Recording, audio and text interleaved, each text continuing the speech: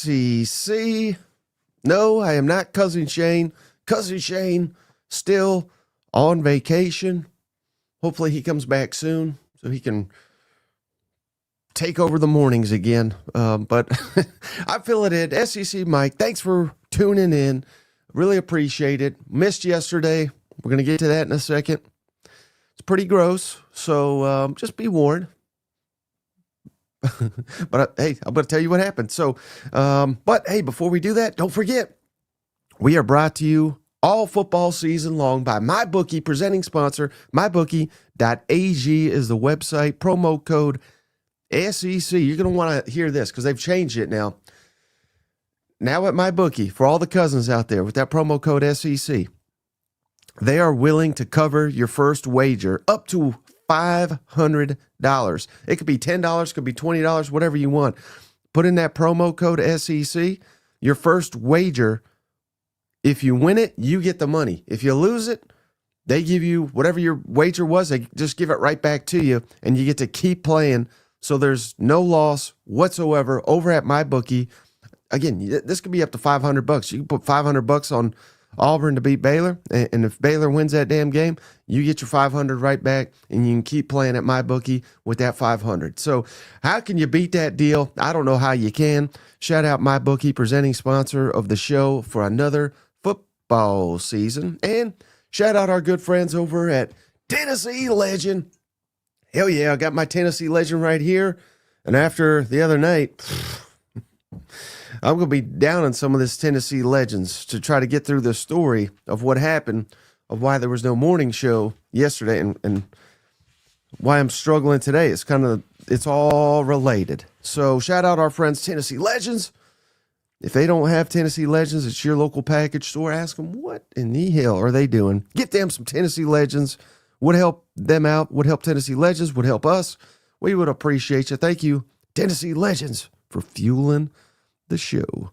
So I appreciate all the cousins filtering in here, and we already got a gifted membership from ACV.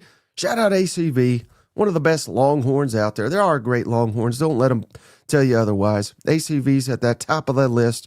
He has gifted a membership to Daniel Dooley. Hope he's not related to Derek. Daniel, welcome to the family, courtesy of ACV and the legend, JR. He's back. He's done it again. Hold on. Legend, cousin JR has done it again. Shout out JR. He has gifted, yeah, buddy Sam. What a name. Yeah, buddy. Welcome to the family, courtesy of the legend, JR. Memberships in this podcast are brought to you in part by cousin JR. We don't deserve you, JR. I'll just let you know. I mean, at morning, afternoon, night, it don't matter. JR's here to gift memberships. Thank you, JR. What a guy. What a guy. What a guy. I think you're going to like this one, JR, because I am going to give Georgia something that they deserve. Much more than Auburn deserves these damn mythical national championships. But we'll get to that in just a second. I'm talking up a storm here already. I feel like I'm hungover, but I'm not. Here's what happened. So here's what happened the other night and why there was no morning show yesterday. It's kind of funny. So I took the lady to Katy Perry. That wasn't for me. As we know, college football season, SEC right around the corner. I am basically going to be MIA till January for any kind of events. I miss weddings, funerals, anniversaries, birthdays. Don't bug me with any of that, because this is when I make my, hey, this is college football season. I ain't like Shane. I don't just skip days or skip weeks in football. I am here every damn day if I could do it. And hell, we're hopefully, looks like there's going to be days I'm going to be here doing 3 shows, Tuesdays and Thursdays, all football season long. So I am here for you guys, right? But I got to do something nice for the lady. And she's a huge Katy Perry fan. So I took her to Katy Perry, paid for the whole thing, got a car down there, let her go hog wild so I could drive us back safely. And that went all, I mean, it was nice. You know, it's not really my cup of tea, but it was a fun show. But there was so many, and I guess I should have anticipated this, but A lot of screaming, screeching teens at that damn Katy Perry show, particularly right behind us. That let's just say it made the entire thing difficult for me to stomach. But I did it again. It wasn't for me. It was for the lady, right? So we went down there, had a good time, got back around midnight, which is past my bedtime, but is what it is. And then, now here's the gross part. For the first time ever, this has never happened. I got a dog. He's a great dog. You probably hear him barking nonstop in the background. But he's never had an accident in the house. Well, wouldn't you know it, the one night we're gone till midnight, diarrhea, shit all over the house. So we were up cleaning that for at least an hour and a half. And yeah, so I completely overslept yesterday's show. It was a shit show over here. So that's exactly what happened. But again, won't happen again. I ain't going to no damn Katy Perry. Not anymore. Not during football season. So, yeah, that's exactly what happened. And it just happened to be the fucking time I was supposed to be covered for shade. So I apologize for that. Yeah, I think the dog was mad at me. I will no longer feed him Taco Bell. But all right, I don't want to gross anyone out anymore in the morning. Probably should put a little warning on that. Here's the show topic for today. I just thought this would be fun. And I was really looking forward to sharing this on the last episode. But after Auburn claimed all these damn mythical national championships, I thought it was just 4. Apparently it's 7. So they claim 9 now, even though Auburn's won 2 national championships. They have 9 now. Just keep claiming them, I say, if you're just going to make shit up. But what are other things that SEC teams have more claim to than these mythical national championships? And let's start. I like this, Matt Hookham. Auburn's the new Alabama. Alabama does it. Absolutely, they do. So let's start with Alabama, because I think they deserve national championship from 2 years ago. Nick Saban's final team. Now that we've come out and we've seen what cheating liars Michigan is, Michigan won the national championship, but they win it fair and square? I don't think so. They beat Nick Saban, Alabama, final game, Rose Bowl. We should void that game. And we all know Alabama would have whooped Washington's ass, even Kalen DeBoring. I bet you if you put a mic in front of his face and asked him, he would admit Alabama, because he works for Alabama now, Alabama would have smoked Washington. So, boom, there you go. Nick Saban went out a national champion. They have as much right to that as Auburn does to their mythical 7 national championships, in my opinion. And one other thing, you know what Alabama should claim? Jalen Hurts, because I have seen this battle go back and forth between Oklahoma and Alabama fans. Who gets the right to claim Jalen Hurts? Now, of course, this was before Oklahoma came in the SEC, right? But I didn't really watch much of Jalen Hurts at Oklahoma. The only time I think I watched him was when he got smoked by Joe Burrow and LSU in the college football playoff. I mean, it was that was one of the most non-competitive college football games, playoff games I've ever seen. Maybe the most. I think LSU had scored like 49 points in the first half, if you remember. I mean, LSU just beat the hell out of them. When I think of Jalen Hurts, I think of Alabama. I think of SEC, SEC Offensive Player of the Year. His freshman year, he wasn't Freshman of the Year. He was SEC Offensive Player of the Year as a freshman. He saved their ass when Tua got hurt. I don't know. To me, Jalen Hurts will always be a member of the Alabama Crimson Tide. I barely even know what he did at Oklahoma. So, Alabama, you get to claim Jalen Hurts.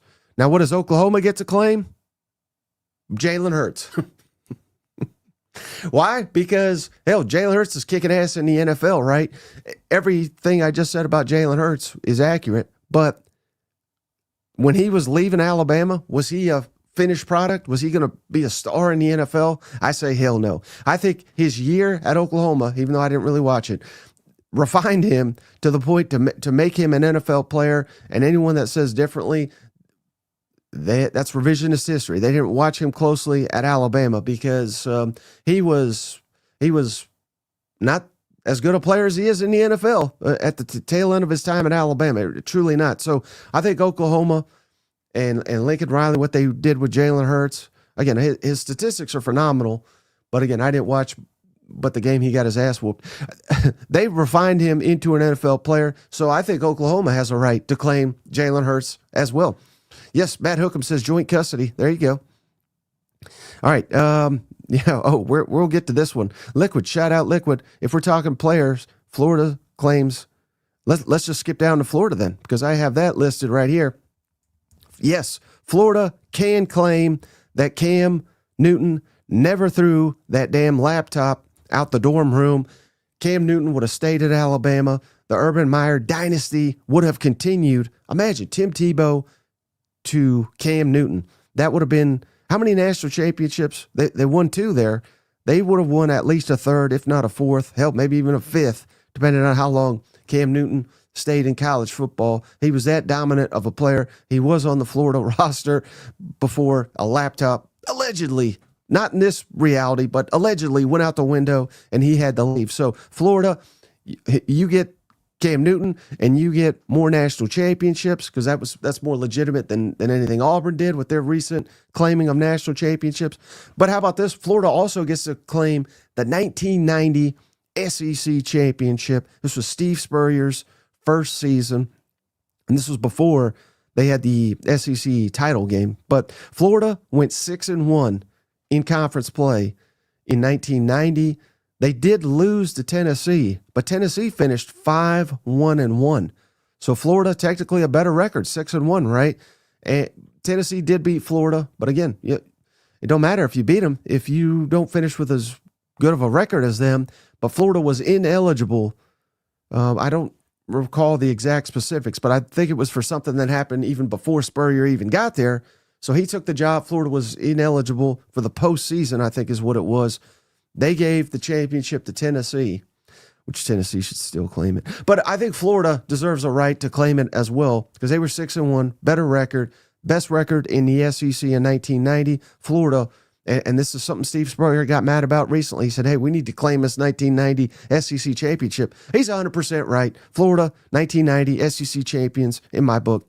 All right, how about Arkansas? Here's something that Arkansas gets to claim.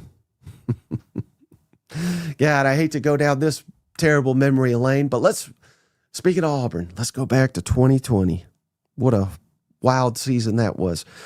Arkansas was beating Auburn 28-27, and this was the final possession of the game. Bo Nix takes a snap. He fumbles it. He turns around. He picks up the football and spikes it. I don't know how long any of you have maybe you're totally new to football and you've never watched football and you don't know what a spike is. But unless you have watched football, which I assume is all of you, you know a spike. You cannot spike the ball backwards. If you spike the ball backwards, that would be called a fumble. That would be called a live ball. You can't just throw the ball behind you. That's what Bo Nix did. Arkansas recovered it. And then the referee said, well, hell, that's intentional grounding. Again, you cannot backwards intentional ground a football. That makes no sense. They gave Auburn a 10-second runoff, and then they marched their kicker out there, and he kicked the game-winning field goal. Auburn got robbed of a damn victory. I'm not letting that go. 2020. Arkansas, you deserve the right to claim that didn't happen, and you get the win. Also, I think you could claim Bobby Petrino. Who knows? Who knows the real story? He didn't get in a motorcycle wreck. I mean, there's not that you could prove, right? I think that's more legitimate than Auburn claiming these 7 mythical national championships. Bobby Petrino, that motorcycle thing never happened. He stayed on at Arkansas. Arkansas became a juggernaut. Might as well. Let's just claim, while we're just claiming nonsense, I'm claiming that. All right, how about Tennessee? Tennessee's got some nonsense that they could claim. Tennessee, Heisman trophies. God.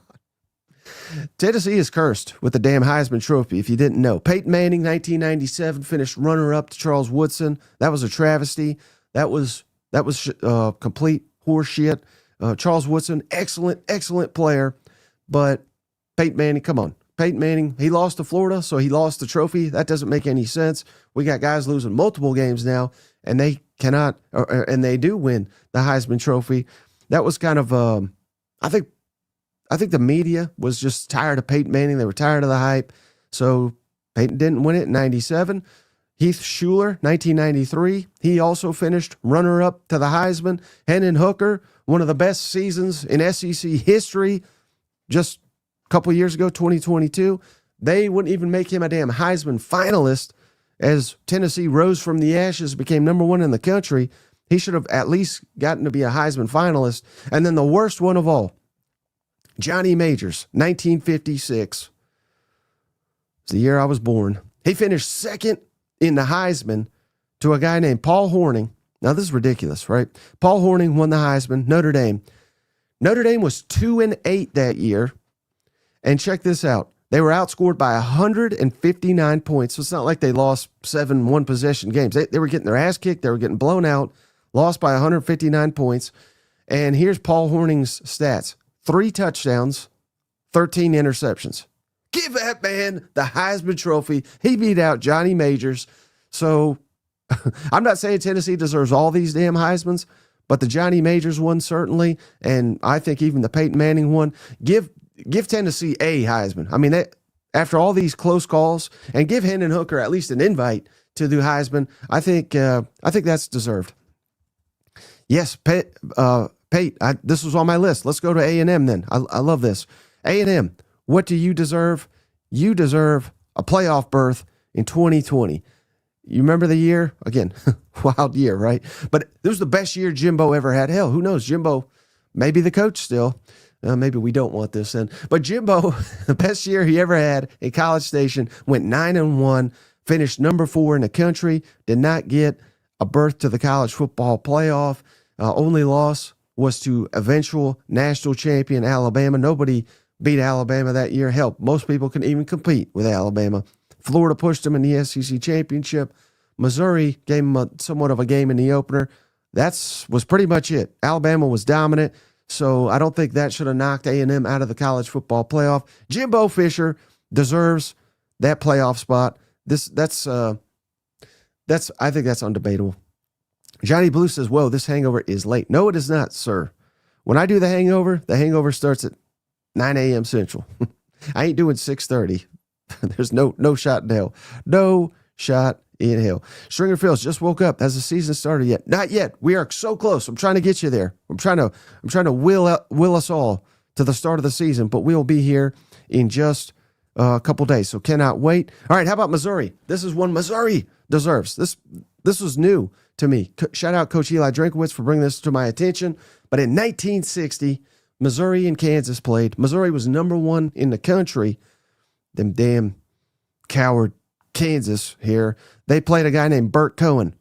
Why is that a big deal? Well, because Kansas won 23-7. Their best player was Burt Cohen.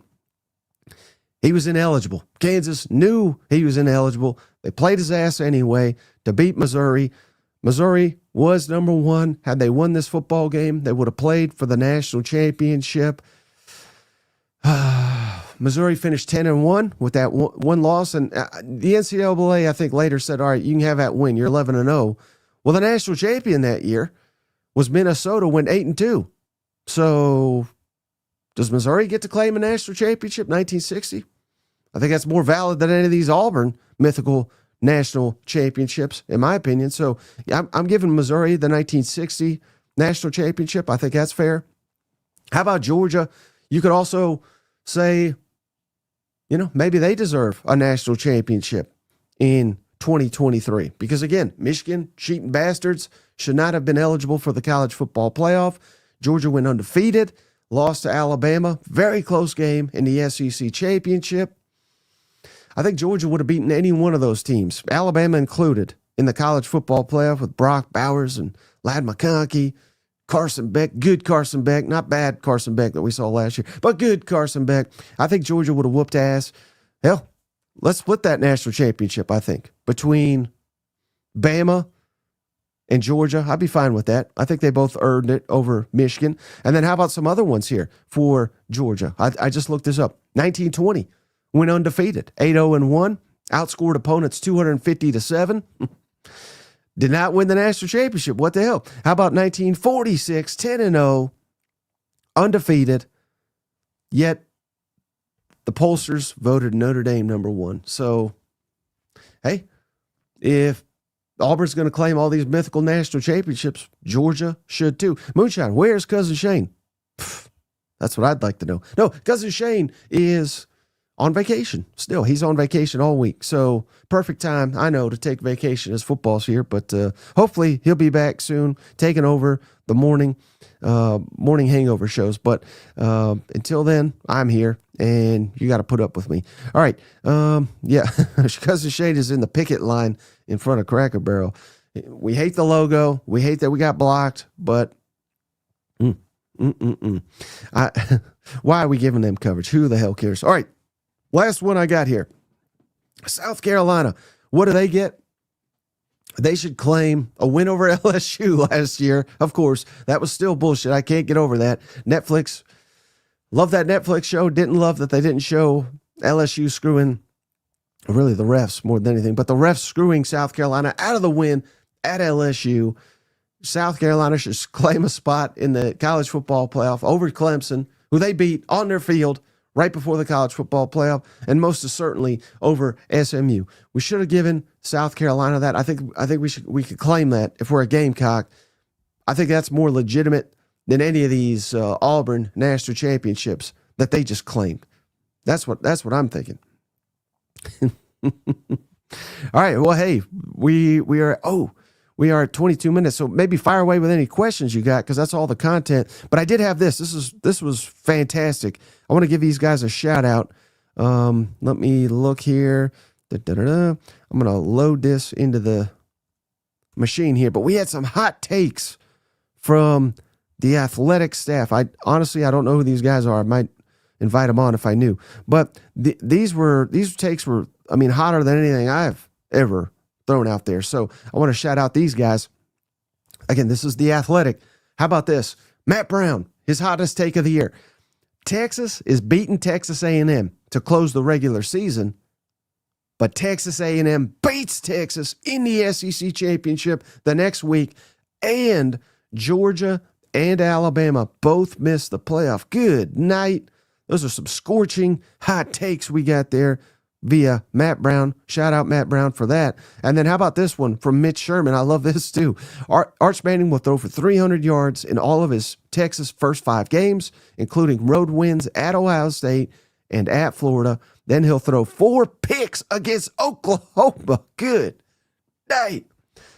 Those are some scorching hot takes. And buddy, Texas fans are not great. Oh, here's a great one. Matt Hookham, appreciate you. Yeah, Texas should claim Vince Young's Heisman. Hell, Reggie Bush, he was a cheating bastard too, right? He should have been ineligible. He was getting money on the side. His family's house was getting paid for. Yeah, we should give that Heisman trophy. That we taken from Reggie Bush. I think they're giving it back to him, but they should never have given it back to him. And they should have said, all right, sorry, let's give this thing to Vince Young. He beat your ass on the field. We all know who was the best player that year. And as exciting and electric as Reggie Bush was, he was not the driving force of a national champion like Vince Young. Hell, when USC, they needed fourth and short, they needed gold, they needed to win the game. They needed to convert. Reggie Bush wasn't even on the damn field. Could you imagine Texas in a critical situation say, you know what, let's take Vince Young off the field? What? No, they'd fire Mac Brown immediately. So I think that was ridiculous. That's a great one. Thank you, Matt Hookham. Vince Young was insane. All right. Any other thing? We got any questions or anything? I know we don't have a ton in here, but whoever we got in here. How about this one from Crazy Cheese Whiz? Hot take. Only team from Texas making the playoff this year will be Texas Tech. Whoa. So that means Texas would lose probably 3 games, right? They would lose at Ohio State, at Georgia, probably, and then maybe Oklahoma. I don't think that happens, but I could see it. And then A&M, of course. Hell, we should never just cement them into the playoff. Hell, they can't win more than 8 games. So is that believable? Yes, sure, that's conceivable. Probably the most unrealistic part of that, though, is Texas Tech making the playoff. Because I don't know, again, I know they're spending untold amount of money in NIL. That has yet to really work for anybody. I don't know that anyone's buying their way to a championship at this point in time. Now, maybe you could argue Ohio State a little bit. A lot of that money went into their former team, not buying a bunch of free agents, even though they did do that. But, yeah, I don't know. I like that one. Thanks for sharing that one. How about this one from Cousin Isaac? South Carolina will finish this year with one loss, with the toughest schedule in the country, and win first SEC championship. Wow. I like that. Who is the one loss, you think, for South Carolina if this scenario were to happen? Bama, maybe? Don't let it be Clemson. For the love of, do not let it be Clemson. Maybe at LSU. It's probably going to be a road game, right? Because you can win all your home games. What if you lost to Missouri, but beat everybody else? I think every South Carolina fan would take that, even if it was old Missouri. Hey, here's another good one. Wild Bob, Darren McFadden should have won the Heisman. Hell yeah, I should have put that on the list. I gave Steve Spurrier a shout out for his 1990 SEC claim. Well, I'm gonna call out Steve Spurrier for not putting Darren McFadden on his Heisman ballot after McFadden whooped his ass. I mean, that's disgraceful. I like Steve Spurrier. I like him a lot, but he is a petty damn guy. You know what? That a guy whoops your ass, you won't vote for him. I mean, come on. You're supposed to represent more than that when you're voting for the Heisman as a Heisman winner. He would not have appreciated that kind of treatment as a player, and yet the coaches were supposed to hold them to a higher standard. He missed the mark badly on that one. Derek McFadden, excellent. He should have been Heisman. We should have included that. Thank you for that one. Anyone else? Adrian Peterson should have won the Heisman as a freshman. What year would that have been? Let me look that up real quick. I want to see who won it. I do remember Adrian Peterson was a badass. 2004. All right, 2004 Heisman Trophy. Let's look this up. Matt Leinart. With this, yeah, Southern Cal won the national championship. Was this the season they whooped? Yeah, that would have been the season they whooped their ass. I can't get on board with that because, wait, he's saying Reggie won. No, that would be 2000. I thought we already did that. I just looked it up. Matt Leinart won the Heisman that year, and I believe they beat the hell out of Oklahoma in the national championship. So I think they got it right. D-Mac should have won 2 in a row. All right, let's give him 2 high. I agree with Liquid 100% here. Tebow should have won 2 Heismans. Mark Ingram, solid player. I mean, that's literally what he was. He was a solid player. And Bama beat Florida, so they said, all right, let's give the solid player a Heisman. I've never seen anything more ridiculous than that. That was crazy. Tim Tebow came back, should have won. They should have gave him his second Heisman. I agree with that. He's an all-time great. Bobby Boucher should have won the Heisman. I mean, that's another great point. I'm going to watch the Water Boy this weekend, get ready for some college football, and I'm going to give that damn Heisman to old Bobby Boucher. Here's another good one, but non-SEC, in Ndamukong Suh. I mean, yeah, they refused to give the award, at least they used to a defensive player. Otherwise, he would have won it. He probably should have that one year. Whooped everybody's ass. Can we bring back divisions to the SEC? That may have to. If we're just going to stay at 8 conference games, we might as well try to balance this somehow. And it certainly looks like the SEC staying at 8 for at least another season, which I do not agree with. They should expand to at least 9 conference games. But if they're going to be, worried about playing too hard of a schedule, yeah, we might as well divvy it up and go back to schedules. South Carolina definitely got screwed with they don't get to play Florida, Georgia, Tennessee. Hell, it's so weird. I have not been at the restaurant that shall not be named. I'm never going there again. Not till they unblock Shane and change your logo. They do those two things, they'll get me back. Until then, never again. All right, what year did Shane win the Heisman? 1998, he won it. Last one here. Shout out ACV, who gifted a membership. Hot take, Mike. Giving Texas easy schedule. Their chances to win the national championship this year, not knowing what schedule they're going to be given next year. Do you agree? Yeah, I mean, well, maybe. It's just so hard to know because I see what you're saying, and you're making an excellent point. You know, next year the schedule could be significantly more difficult. What I was always told that Arch Manning was coming back, just like his grandfather came out here and said. And then I'm sure you saw it, but Arch was asked about it and said, "Well, I don't know about that. Like, pump the brakes on that." So I fully anticipate Arch is back, but what if he's not? What if Texas whoops everybody's ass? And whether Arch wins a Heisman or not this year, again, I don't think he does, but he could. Here's the big thing that could happen, the domino that could fall to make Arch leave Texas and go to the NFL. What if Sarkisian takes an NFL job? Because, you know, let's say Texas whoops everybody's ass and they win the national championship. I think Sarkisian, if got offered an NFL job, I think he'd probably take it. I mean, what else would he have to prove? He'd have a national championship. I think a lot of these guys kind of value the NFL lifestyle a little bit more with the uncertainty with college football. Again, is that likely? I don't know. I have no clue what Sarkisian would do given that option. But if he leaves, I'm just saying, would Arch commit to returning for a senior year with a new coach? I don't know.